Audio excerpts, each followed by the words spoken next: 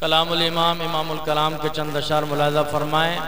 اعلیٰ حضرت لکھتے ہیں، رخ دن ہے یا مہر سما، یہ بھی نہیں وہ بھی نہیں، رخ دن ہے یا مہر سما، یہ بھی نہیں وہ بھی نہیں، شب زلف ہے یا مشک خطا، یہ بھی نہیں وہ بھی نہیں، شب زلف ہے یا مشک خطا، یہ بھی نہیں وہ بھی نہیں، ممکن میں یہ قدرت کہاں، واجب میں عبودیت کہاں،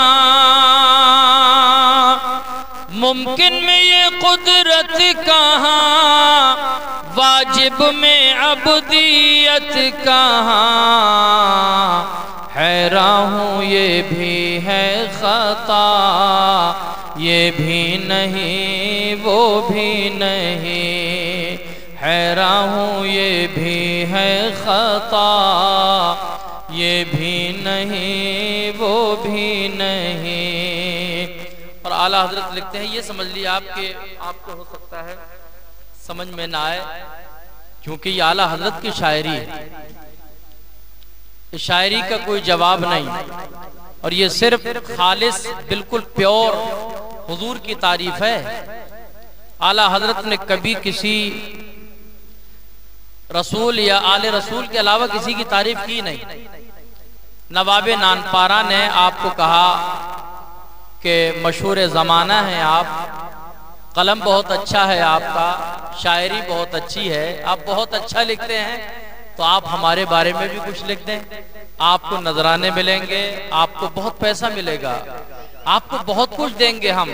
لیکن اعلیٰ حضرت ان کی تعریف نہیں لکھتے، بلکہ نبی کی نعت لکھ دیتے ہیں پوری، اور آخر میں لکھتے ہیں، کروں مدح اہل دوبر رضا، پڑے اس بلا میں میری بلا، میں گدا ہوں اپنے کریم کا، میرا دین پارے نہ نہیں۔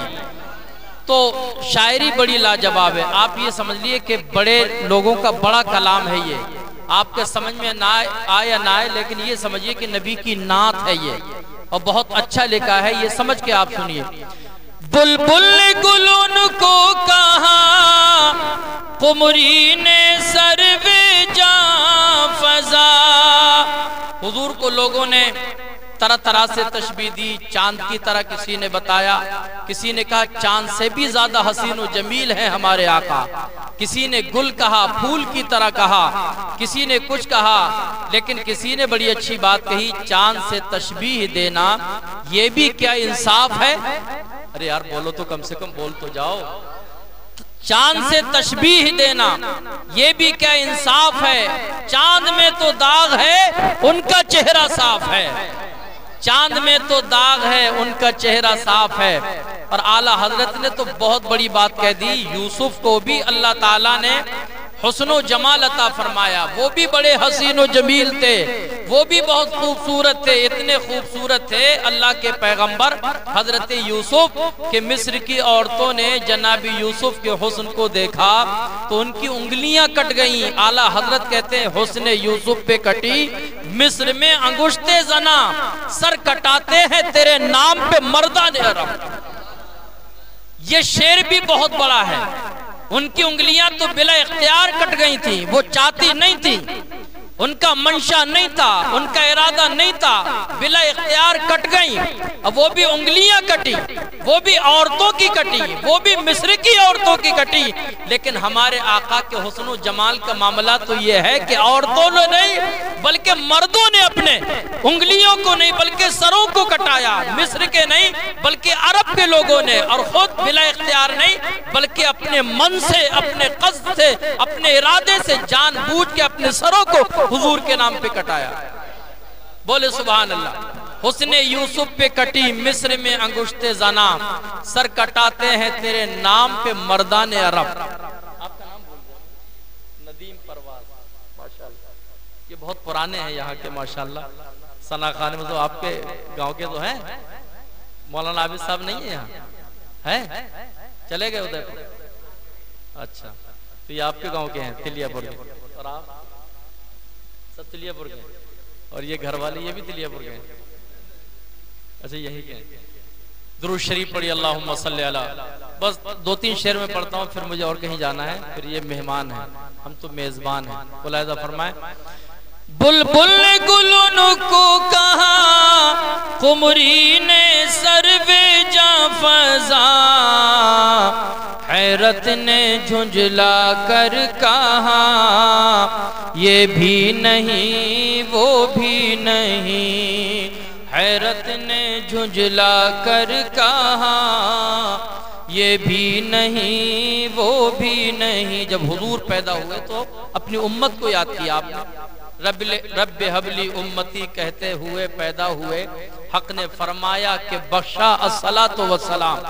جب رب حبلی امتی حضور کہہ رہے تھے تو اللہ تعالیٰ نے فرشتوں کو کہا اشہدو او کما قالا، فرشتوں گواہ ہو جاؤ، میرا حبیب اب بھی اپنی امت کو یاد کر رہا ہے، میں نے اپنے حبیب کی امت کو بخش دیا، گواہ ہو جاؤ۔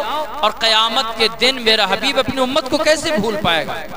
پیدائش کے وقت بھی یاد کیا، وفات کے وقت بھی یاد کیا، قیامت کے دن بھی اپنی امت کی فکر حضور کریں گے۔ اور یہ آج چہرے جو سلامت ہے، یہ حضور کے صدقے میں سلامت ہے ہمارے۔ پہلی امت میں تو لوگ گناہ کرتے تھے، چہرے بدل جاتے تھے، صورتیں بدل جاتی تھی، شکلیں بگڑ جاتی تھی، مجرموں کے پاپیوں کے دروازوں پہ لکھا جاتا تھا کہ اس گھر کے آدمی نے یہ گناہ کیا ہے۔ لیکن آج بڑے سے بڑے پاپی کی پول نہیں کھولی جاتی، یہ حضور ہی کا تو صدقہ ہے۔ حضور کہتے ہیں میں اپنی امت کے ہر فرد کو اس کے چہرے سے پہچانتا ہوں۔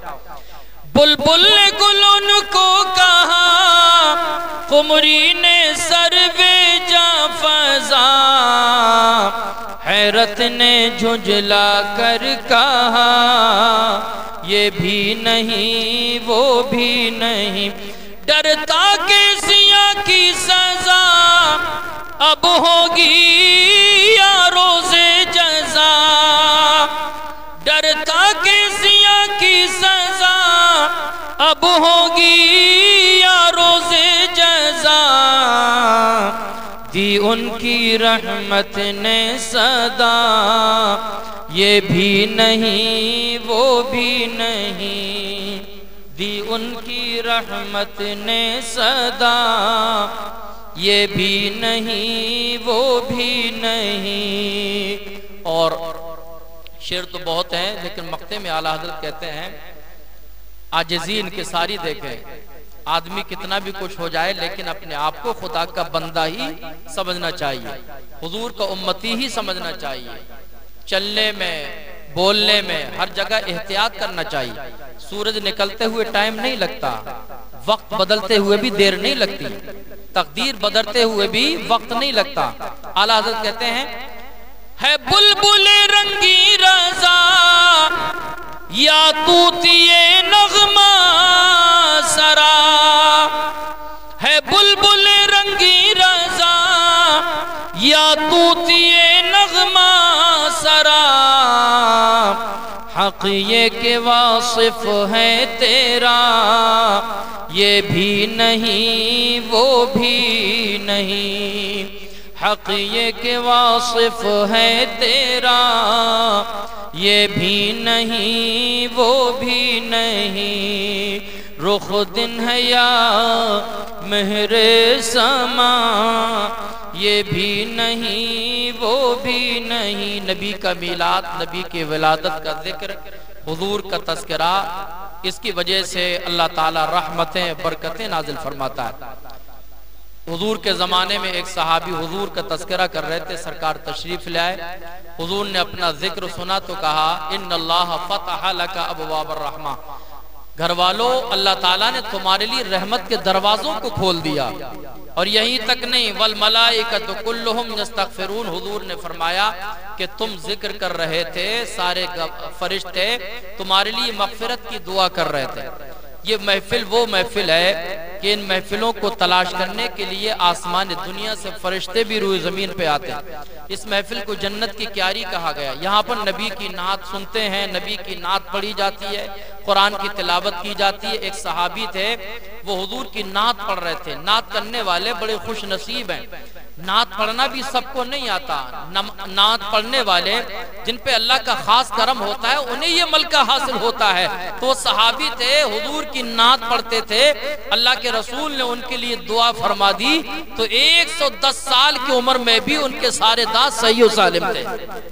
تو خاص فضل ہوتا ہے نبی کی نعت پڑھنے والوں پر۔ آپ نبی کی نعت سنیں، مداحان نبی، ثناءخوان مصطفیٰ سے۔ اللہ تعالیٰ مجھے آپ کو سب کو بے شمار نعمتیں برکتیں عطا فرمائے، گھر والوں کو محفل میلاد پاک مصطفیٰ صلی اللہ علیہ وسلم کے فیضان سے مالا مال